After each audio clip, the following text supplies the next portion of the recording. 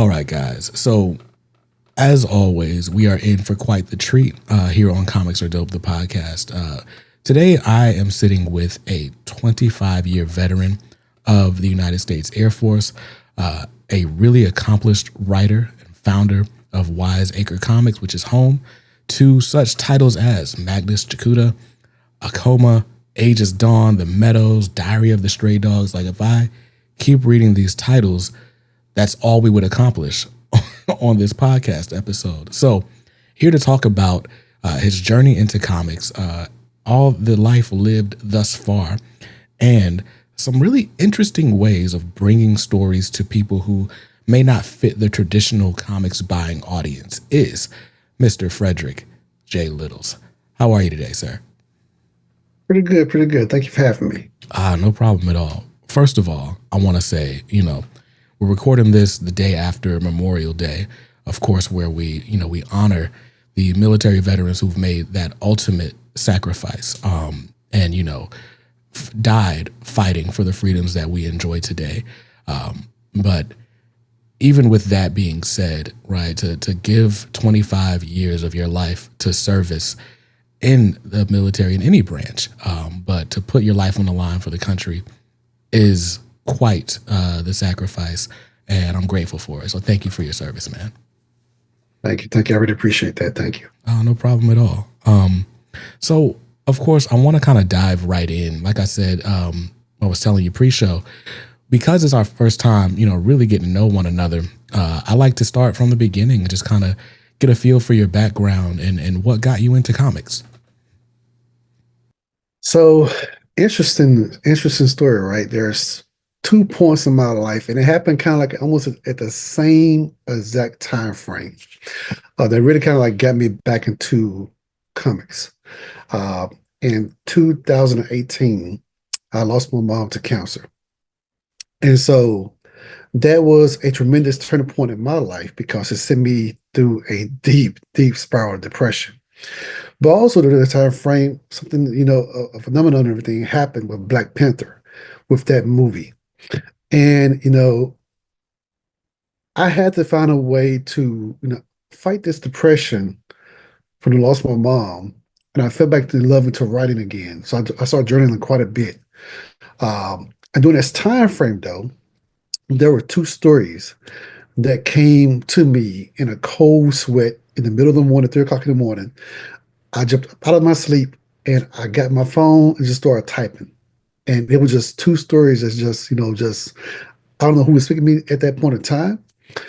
Maybe my mom was speaking to me and everything. But I felt like I had to draft the outline at least of those stories. And so through this journey and everything, I had a hard time processing grief. I didn't know how to process her death. And so through writing, it allowed me to really fall back into love and everything with comics. So I started digging into Static again.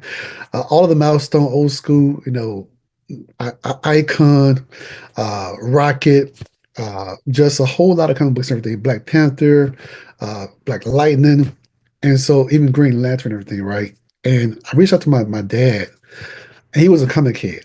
He loved comics. Some of my older brother and everything, they was really, really, into comics and stuff. And I kind of like told him, I had these two stories. I would like to write a book, but I don't know how to start everything, right? So I took a couple classes, everything, for individuals and stuff that was in the industry and everything already. And through those courses and stuff, I got a chance to, really start delving to how to create a comic book. And then from there, I felt my creative team. And so I felt like I had a story, especially with Magnus Jakuta. I had a great story to tell. I wanted to delve into African mythology. So doing research and everything about my mom and her life, it led me to Africa to try to understand the Orisha and everything too, right? And because I really didn't see anything within the comic space that really, really focused on that mythology. And so I said, you know what? If I can tell the story of a young man who happens to be my son, everything in a way, right?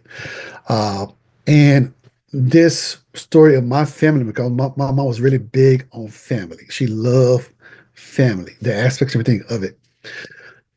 I can tell a parallel story of family, but also delve into the Orisha in a unique way. And so with each Orisha, those individuals represents my uncles, my aunties, my family and that Lord and everything I wanted to bring to the forefront. And so with it, I was able to find my co-writer, Devin R. Scott. My first artist was Bruno Diaz, who's doing a great job and everything from Marvel and DC right now. And my colorist, King Bola, Edward Phillip. And then we really sat down and really created a 16 issue arc. We're on number 5 right now, published. Get ready to release number 6 here, hopefully very, very soon.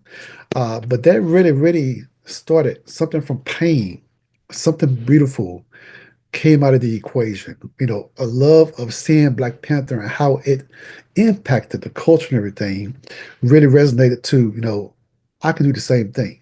So when I walk into a comic book store, there is representation on a shelf, and I can have a little bit of piece of that pie by saying, you know what, I did my part by publishing a book that looks like someone of color and put it on a shelf for some other kid to come in and everything and purchase that book too and enjoy it. Got you. So, you kind of came out the gate with this story in Magnus. And you said it's, a lot of it's kind of in tribute to your mom and just the importance and the role that families played in your life. But the focus or the decision to kind of put up front and center the Orisha, which and I'll lean on you for this knowledge, right? But to my understanding, Orisha are gods, or they're African gods, or almost like African mythology, right? Like my understanding is they're big in Nigeria. Also, there's a lot of Brazilian mythology that kind of is derivative of that concept. But and so we see sort of tributes and nods to the Orisha, even in like Caribbean carnival festivals and stuff. But with that, I'm curious as to what your experience with that had been. Is that something that your mom had kind of put you onto, or is that just something you found later? No, I did some research, right? After her death, I was cataloging, a little bit of historical reference and everything about my mom, where she came from, who was really, really deep down, her side of the family and everything, right? And through my research, it led me to Africa. And through that and everything, one of the things I was requesting was an African artist who was going to become my concept artist. And talking to Eli Phillips and everything, he was born in Africa and everything, right? He was born in Nigeria, and I had a lot of questions and stuff about the mythology, about the different items and stuff they will wear, the different symbology, everything for the different scars, everything technique wise, the war paint, the face paint, what all those things and stuff mean. So he really taught me a lot as I delved into the research and everything of it. It was nearly a 3-year span of really getting to understand that religion, that mythology, everything, to where I wanted to honor that tradition. So a lot of the characters and stuff, we kind of like just went back and forth on certain things to make sure we honor just that lore from an African side of the house. But also, you say you caught and everything there too. My artist Bruno is from Brazil, right? And so to honor the artist, everything too at the same time, I wanted the Bruno to put his spin on it as well to make sure we can merge all those mythologies and stuff going forward into the future. And so it's very important to me because as I continue to delve into the spirituality and everything of the Orisha and how they was able to, communicate with certain people and everything at certain points in time in their life, uh, I found a deeper connection with the characters and everything I was creating and everything too, right? Even the story and everything itself. And so the story in a way came easier for me. So when I pitched it to Devin R. Scott, I told him so there was a cosmic element that I was missing that I felt like he can bring forth to really tie things together, and everything, right? And so we kind of bounced ideas off each other and everything. And what we created was not across the board, right? Was something very, very beautiful, but I think really connected with people the way we're telling this story. Yeah, I love a good story where we've got a clear sort of ride along or point of view character, right? And a lot of times that point of view character is a side character, right? Like if we're talking about like Priest Black Panther, Everett Ross is the point of view character, and the story is largely told, from his perspective. but the story is about the Black Panther, right? But in Magnus, the ride along character and the star of the show is Magnus, and you're learning about his abilities as he's learning about them. Like you're seeing, some stuff you got. In some ways, you have more of a perspective of what's happening than he does as the world is kind of unfolding around him, and so it just feels so immersive, where it's like you don't know what's going to happen next, and neither does he. It makes for a really fun reading experience. I appreciate that. One thing I can say though, I love laying breadcrumbs. I don't want to give the reader everything up front all at once, right? Uh, I want them to be able to immerse themselves in the environments, everything, a lot of the background, things that's happening, stuff in the background. And then also once you get into the mindset of the character and everything too, right? What they're feeling in that moment. You know, uh, one of the things we did in the first issue was, and I gave a little bit of a shocking, little military term here. I wanted to grab the reader from the onset with this first issue. And I get a lot of questions and everything like, why would you do that with a character and everything, right? And he's a significant character and everything too in the story, but it just planted the seed, the foundation of how much of an impact this person that you just meet in life in general, right, has on you going forward in your story that you'll be willing to tell someday and everything to your kids and grandkids on that line. And so that's one thing, when I sit down and talk to my dad and everything, right, he goes back into the past of how he came to be, how he meet my mom and everything too, how he shared his comic books and stuff with his brothers and sisters, his cousins. It was just that family unit that was really, really important to me. And in Magnus, that's another pain point, right? Because I'm telling you the story of a relationship between me and my son with Magnus in a way, right? And so he's the main character. And the only way I could communicate everything with him was through really pain, a painful place in life. And we have this beautiful relationship with everything today and everything now, right? Because even in the Magnus story, he doesn't know of his father. He has lived with his mom his entire life and everything. So we threw everything at him from the onset. An uncle who was coming from planet Lunia, from outer space and everything, from a different galaxy and whatnot, coming to meet him for the first time, to drop and tell him, "Hey, look, you need to find your father." He's like, "Father? Who are you talking about?" And so this is too much for a teenager, a kid that's in college and everything, right? To really fathom and try to figure out, try to get all of the answers all at once. So we stacked a lot on him in the very first issue. And at one point in time, I felt like, I told Devin, I said, this might be too much. But I think because we're delving into the aspects of storytelling, it's very, very important for the reader to see the aspects of struggling and that struggle. And so, and that's a little piece about myself, everything, right? For the depression piece, right? You get a little bit of that coming out through the writing as well. Got you, man. There's so many layers to your writing, specifically in this book, right? And you've kind of mentioned bringing getting the team together, right? I'm sure bringing Devin on to help with some of the writing and plotting duties was helpful. But even with all of that said, right, it's kind of mind blowing to me that this book is like, among your first project, like between the art, the layers, and the sort of cosmic storytelling. Like right now, I'm taking the plunge. I've been finding books and magazines about comic book writing and kind of just, but I've never taken a creative writing class or anything like that. I imagine the first time I write a comic, it'll be like, here's what I ate for breakfast yesterday. Let's try to make it interesting, right? But when I'm looking at Magnus, I'm like, gosh, there are so many layers to this.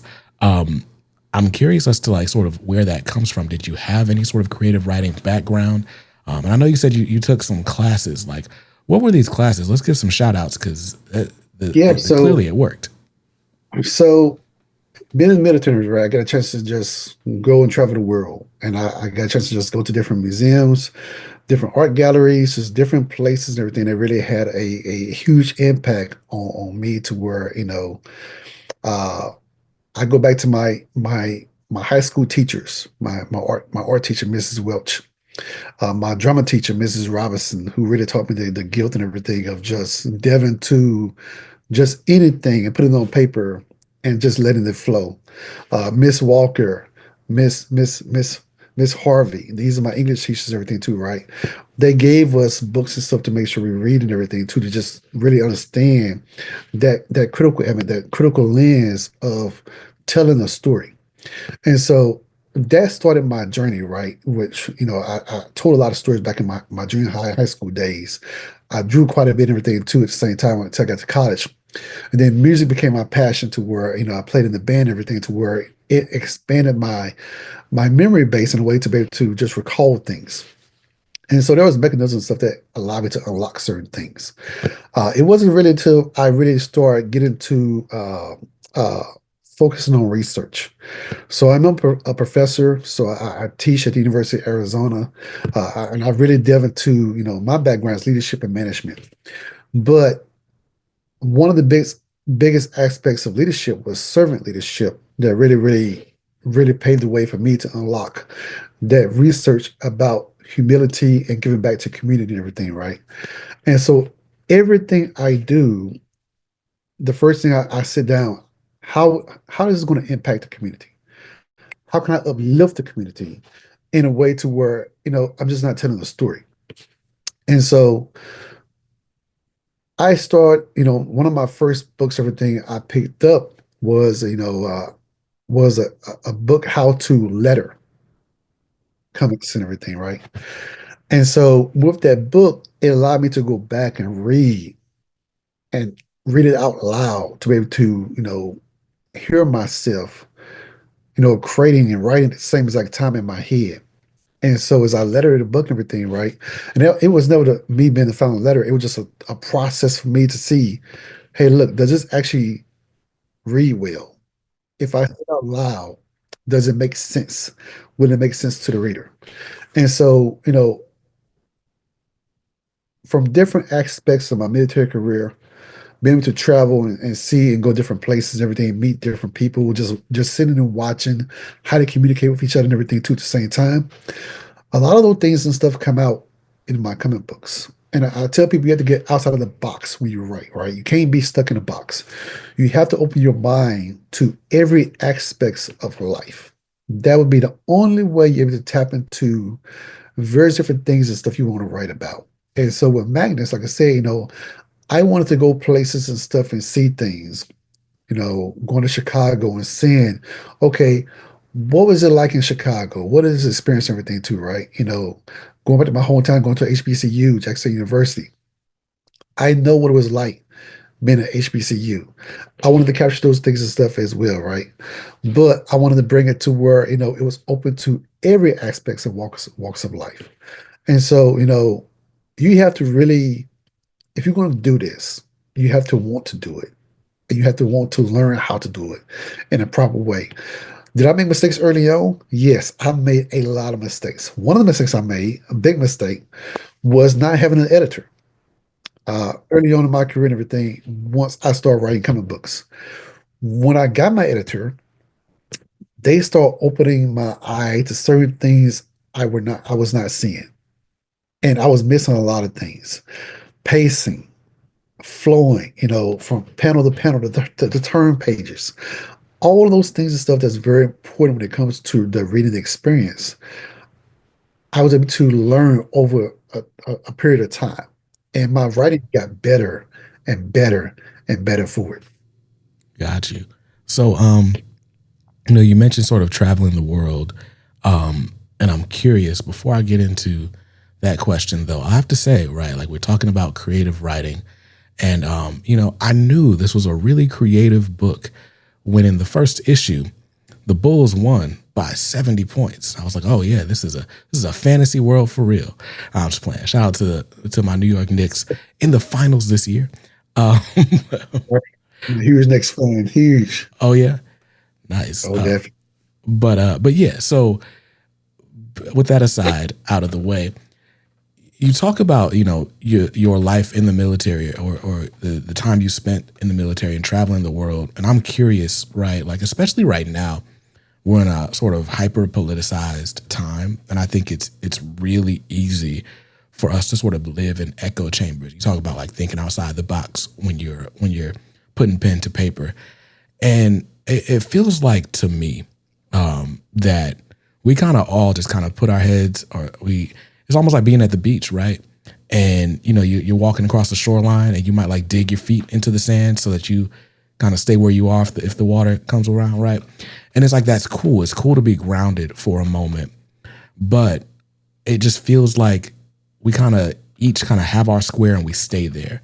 I'm curious as to how traveling, seeing other places, even as you are, of course, promoting American interests and following commands and all that.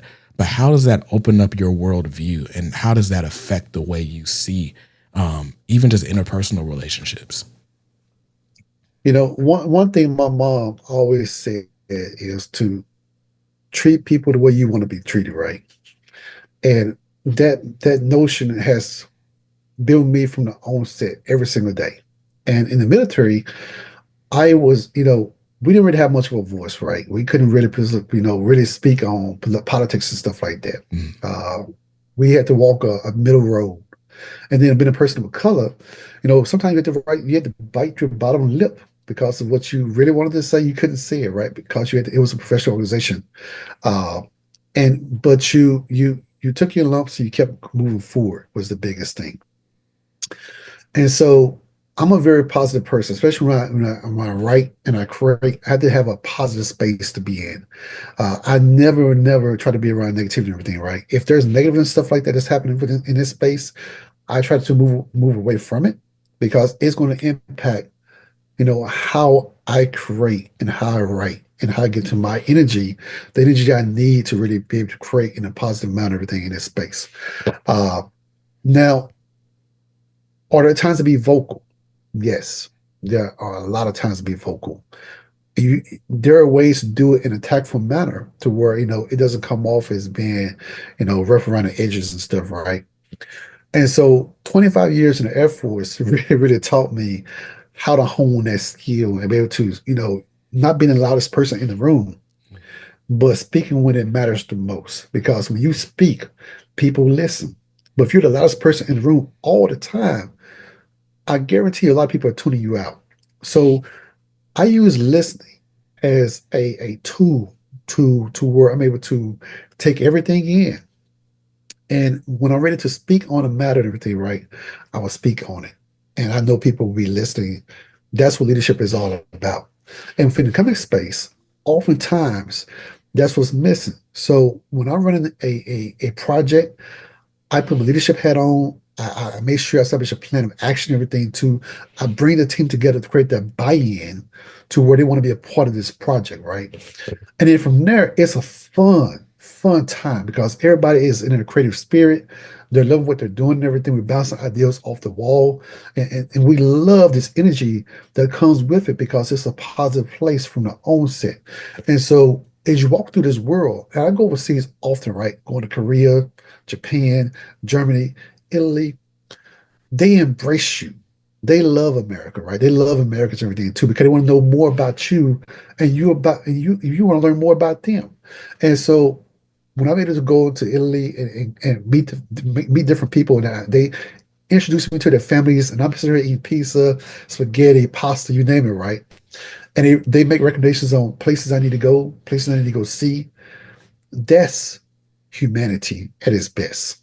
And that's what it's about.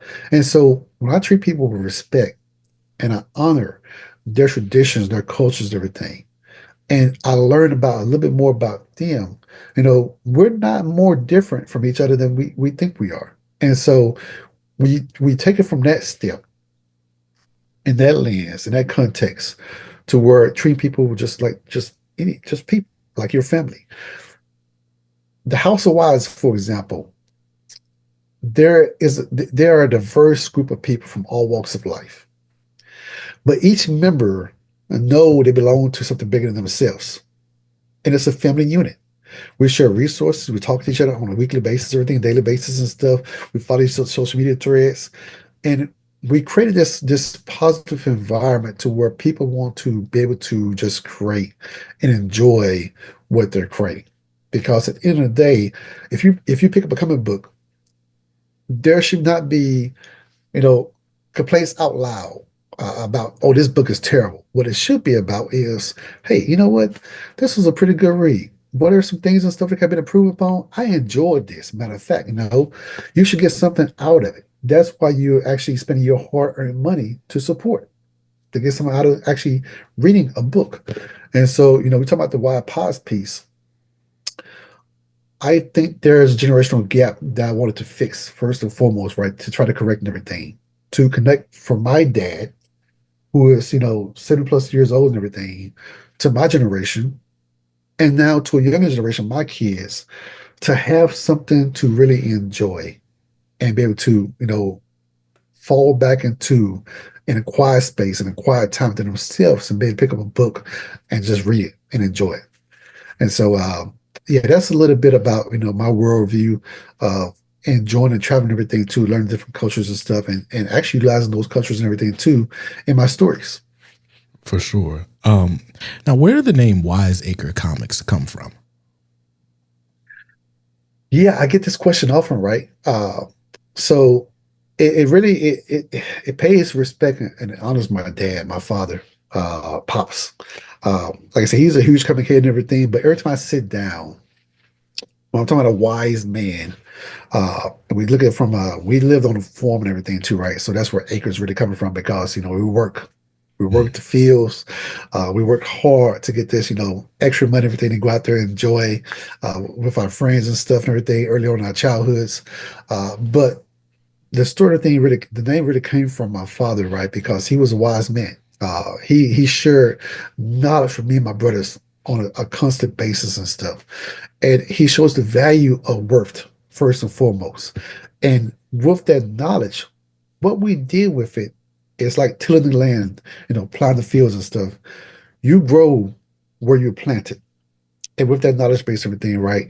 I feel like the name Wise Acre really honors his foundation that he set for his sons to thrive in life and everything we do.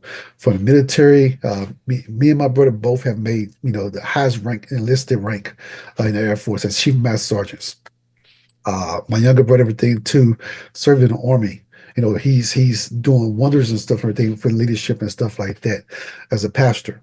And so being in finding ways to have a legacy piece that represents him and to be able to honor him as a father, just meant the world to me to be able to do so. man.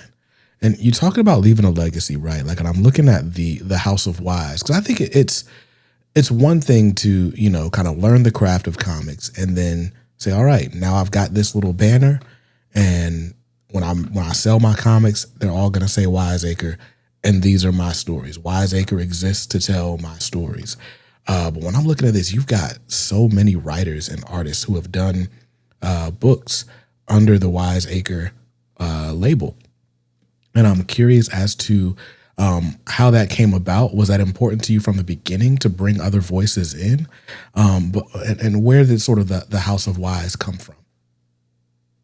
Yeah, so me being a huge fan of Milestone, like I said, I love Milestone, how they got started and everything. I love their story.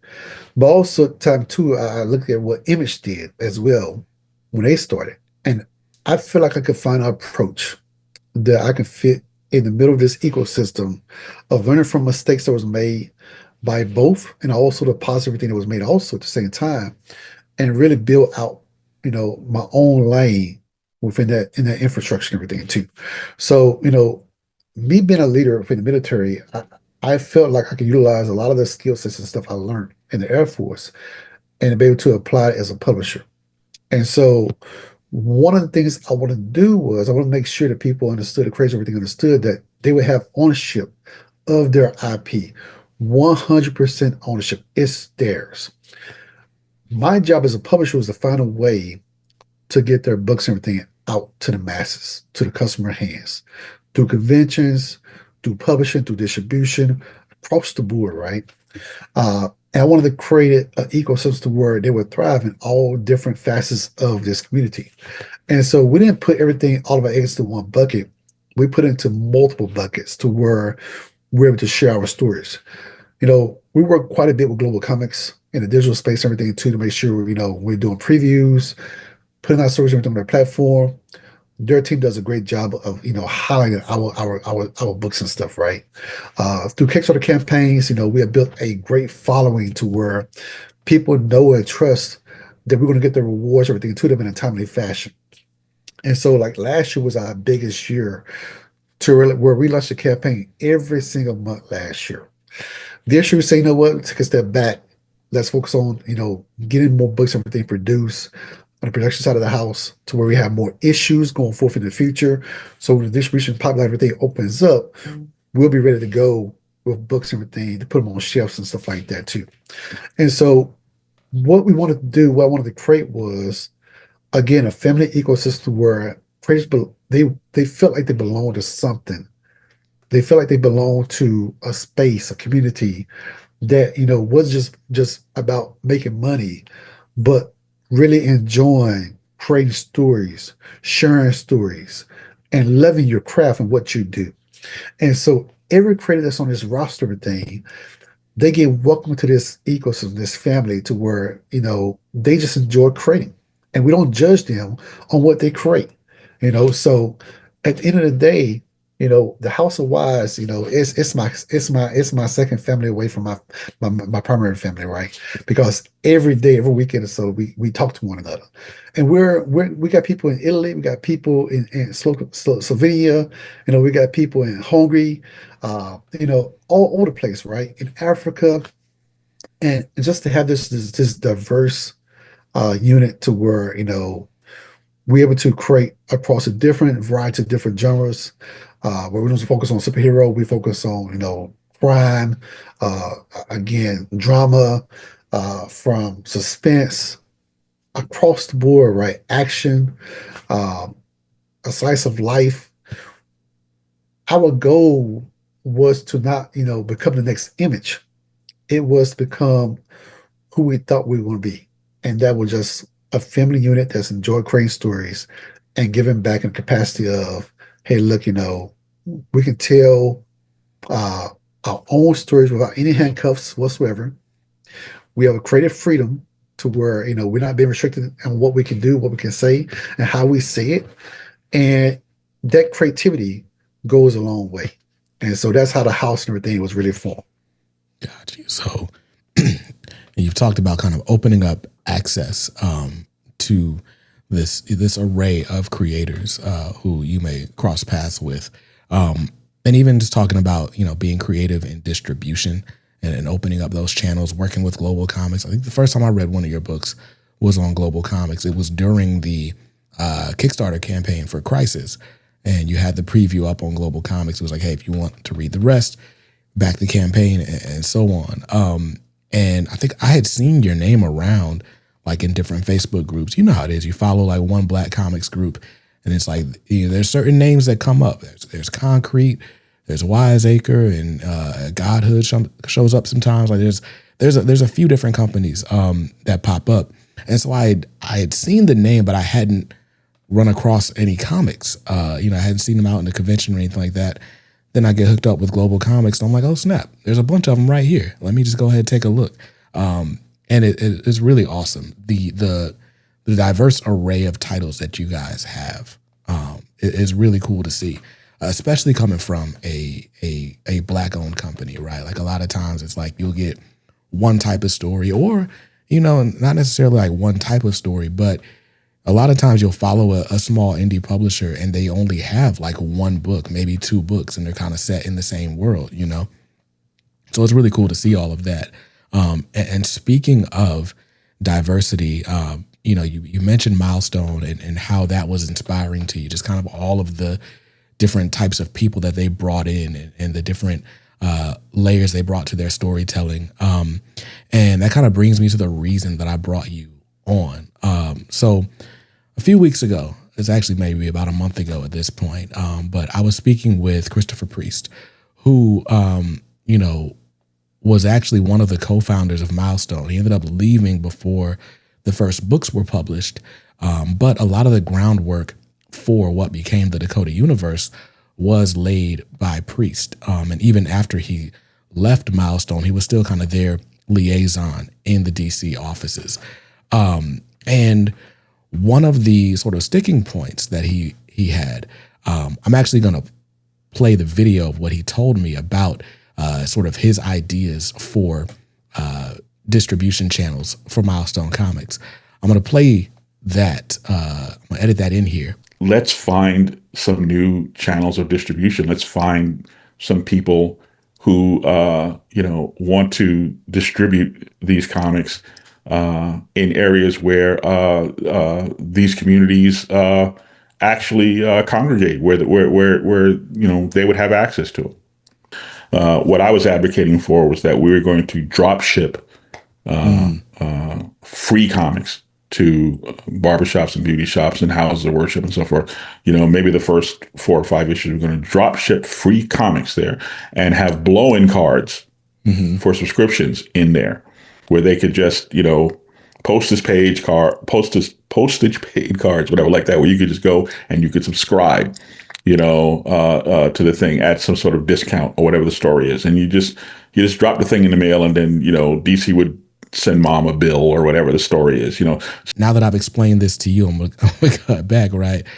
Because when a few weeks ago, I stumbled across a post of yours where you were talking about the Wise Pods idea.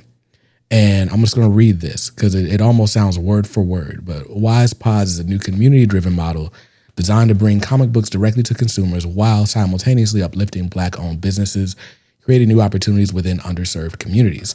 Instead of relying solely on traditional comic book stores and distribution channels, Wise Pods transform everyday spaces such as barbershops, salons, mom-and-pop bookstores, and cultural hubs into accessible comic book locations and discovery points for readers of all ages. And when I saw that, my mind was blown. I'm like, either he has seen this idea somewhere, or God is just really working, like something is going on right now. But I'm curious as to where the idea for Wise Pods came from. So I go back to my dad, right, being a wise man. The idea came from my dad. I can't take credit for it whatsoever, everything, right? He came to me with an idea, say, I had a classmate that he goes to the barbershop, get his haircut and everything. And he was looking at this space. He was like, what would be good here, Fred? Your books. You should be able to put your books in here. And I was like, Dad, that's a barbershop. He said, and? He said, I see people here sitting here just doing nothing, or they can be reading. So we need to figure out something. So I sat on it for a little bit, and I started, just doing some research and everything on storefronts, licenses and stuff like that for different states. Trying to create a model, a template of what it would look like and everything if I was to go this route, to be able to not only secure the books, but also be able to, provide inventory and everything in a digital queue, utilizing seeing what tools and stuff I can utilize to make that happen. And I created this ideal from what my dad wanted to, portray everything within his space. And I said to him, I said, hey, Dad, this is going to be a display. And on there, it's going to be QR codes and everything to where people can scan the codes and that. They can see the books, everything right there on the wall. And they can purchase the books, everything right there from the storefront or online. And so at the same time, too, I say, I don't want this to be about just us making money. I want to be able to pour that money and everything back into those businesses and stuff, too, right? And so, we sit down for a couple of shop owners, everything, barbershops in my hometown. And they was like, let's make it happen. Let's do it.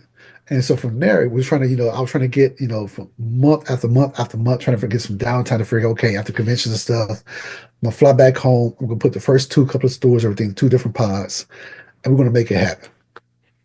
And so from that ideal, the seed that my dad and everything gave me, that he planted, grew roots. And from there, we were able to establish 2 pods from this ideal. And, 2 Black owners of barbershops in my hometown to not only showcase Wise economics in the House of Wise family, but also create a bridge to a new generation of readers to where, young kids and everything come up and expand on literacy and understand how, comics can really, do some great things for you in your life, right? I feel like it was important for me to go back home and establish it there first. And from there we can grow and everything and go in different salons. And then hopefully nationwide this concept. And I have already had people and everything reach out to me and say, hey, look, we'd like to help you out to display. And all these things because again, my dad had his great ideal and we put it into action. And that's how it came about. Man. So how long have the Wise Pods sort of been in action, and what's been the sort of initial response? Yeah, so we started back in I went back home a couple weeks back and everything. For my son graduation from Jackson University. And during that time frame, I went ahead and set up 2 pods. And the response has been wonderful. It's been beautiful. I got a chance to, meet a couple of guys getting their haircut cut and everything and introduce them to Magnus for the first time. And I got an Instagram post from one of the readers like, man, I love it. I love this book. Please.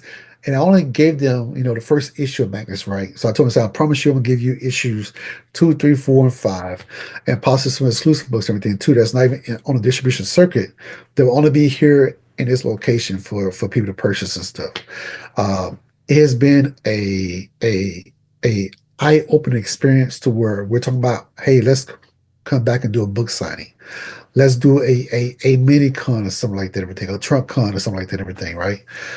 There's ideas from all over the places and stuff back in my hometown on what we can do together to bring the community everything together in these different events and stuff like that too. And so taking something that's so small that might not seem something that, that's unusual, it's not part of your traditional distribution routes. But when I say being creative in this space, right, you have to think outside of the box sometimes. Those are the ideals we need to do more of to get our books in people's hands. The non-traditional methods and stuff. Because in my hometown, there's no comic book store. A comic book store does not exist. So how can I bring comics and everything to them? They have to make something happen, right? And to me, those pod concepts are very important, I think, to not only the indie comic book space, but just bringing books and everything in general to the community and finding the ways to give back to small businesses and stuff. Because at the end of the day, we need those businesses and everything to create that economic model to uplift and continue to build out and sustain where we want the community and everything to go going forward into the future. And so if I can have like a small part of that, from an economic standpoint, to continue to uplift and pour into these small businesses and everything, then I'm going to make sure I can use my voice and my tools and my books and stuff to make that happen. Yeah, man. It's such a genius concept, and it hits so many different points, like right on the head, right? Like we talk about the sort of the literacy crisis, right? Especially in rural areas, right? Where, it might be miles until you get to the nearest library, right? And even like I cut my own hair because going to the barbershop it feels like it's too expensive sometimes, right? But when when the barbershop is not just a place where you get your haircut and you have a service done on you, but it's a destination. It's a place like you go for community, right? Like you got kids that are going to go to the shop just because they know they can sit and read one of your books while they're getting their haircut or while they're waiting in the waiting room. You know what I'm saying? Like that is amazing, but it's also, like you said, it's an attraction for this shop. So it's economic development for them. It's helping kids learn how to read. It's giving them a safe place to go. On a Saturday morning, they're not in school, or maybe even it's summertime. So there's so many different stones or birds you hit with that. So that's really cool. I'm really excited to see this concept grow as you've proven it with these 2 shops. Even the signage, man, like that. First of all, that poster fits right in at a barbershop. It almost looks like the poster when you're going to select which cut you want. It's like, now I want number 4. I want that book right there. So that's really cool, man. I really applaud you for the concept and also just for executing, for flying all the way to Mississippi to say, all right, let's start this right here, right now. Like, that's really cool, man. I appreciate it. Thank you. No problem at all. So, we're wrapping up, and like I said, I've kind of come across your work a few times over the years, but even just talking to you, listening to your story, it's been really inspiring. I'm curious as to so far on this journey, what the perhaps biggest or even most unexpected lesson that you've learned has been. One of the biggest things, I'm a very antisocial person, right? I like keeping to myself, Mhm. but being on this journey though, especially doing conventions and everything this past year and this year, I got a chance to just open up and just meet people and just talk to people. And when I speak to them, oftentimes not, it's always we need more of this. We need more of these stories. And it just opened my eyes to what the indie space and everything can be outside of the big two. The indie space and everything is a welcoming space to where people enjoy and want to support in everything that you do, no matter what. Uh, and that's the beauty and everything of it. And so being more open to, allow people to come in and be able to share my story with them has been just a blessing in disguise because it got me out of my depression. It allowed me to properly grieve and everything my mom's death, and to really create a support system as I continue this journey. And so when I need some downtime, there's other people and everything in my corner that's willing to pick up the slack and everything and pick up the stick and run with it. And it does wonders for me to allow me to recuperate and rest up and everything and keep charging forward. And so that's the beauty thing of it. I thought I was going to be doing this all by myself, right? And I'm not. I have a whole family and everything with me that's doing it and enjoying everything with me at the same time, and that's the beauty and everything of it. I love it. For sure, man. I'm just like you, man. I'm introverted. I stay to myself. Part of the reason I do YouTube is because I don't have to talk to people while I'm doing it, right? I'm talking to a camera, you know what I'm saying? Exactly. Yeah, but being able to open up to people, to accept help, to learn and glean from other people. It's a one thing to read something in a book. It's another to have someone come alongside you and say, "Hey, man, I've been where you're trying to go. Let me help you out." Or I have felt how you feel right now. Here's how I got out of that. It's amazing the things that you can achieve when you open yourself up, allow yourself to be a part of a community. So that's dope. That's a great lesson learned. And man, with that, you guys definitely need to go check out Wiseacre Comics. You can check them out at wiseacre.us. You can find the comics. You can find the House of Wise. You can learn more about Wise Pods. Everything that you need to know is right there. And you can find links to all their socials there as well. You have anything coming up that you want the people to know about? Yeah, so June 1st is the last day that you can pre-order and add to your pull list. Not only Magnus Yakuta #5, but also 2 books and everything from the House of Wise, the Pop Scars trade, as well as City of Demons #4. And then if you give us a follow everything on wiseacre.us or wiseacrecompanies.com, you can see all of the Kickstarter campaigns, upcoming Kickstarter campaigns as we ready to launch this year. We're looking forward to continue to support everything and find ways to get back to the community. So again, thank you for having me. I appreciate it so much and everything. Looking forward to come back on again, hopefully soon. Oh, for sure, man. You are welcome back anytime. So thank you for taking the time to talk to me and talk to our audience. I'm really excited to see, what's coming from Wiseacre in the future. But yeah, you always got a home here. And with that, I will leave links to everything Frederick mentioned in the description down below and in the show notes if you're listening on audio. And I don't know what you're doing after this, but stay safe, stay awesome, and read something dope today. Peace.